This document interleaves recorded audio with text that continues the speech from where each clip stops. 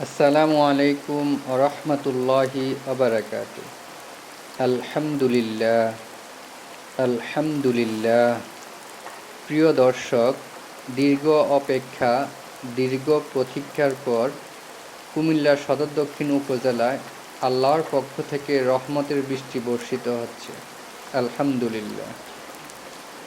বৃষ্টির সময় আল্লাহর রাসূল সাল্লাল্লাহু আলাইহি ওয়াসাল্লাম যে দোয়াটি বেশি বেশি পড়তেন সেটি হলো আল্লাহুম্মা সাইয়্যিবান নাফিআন, আল্লাহুম্মা সাইয়্যিবান নাফিআন। হে আল্লাহ, মুষলধারে উপকারী বৃষ্টি দান করুন।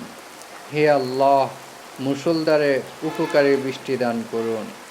সহিহ বুখারী হাদিস 1032।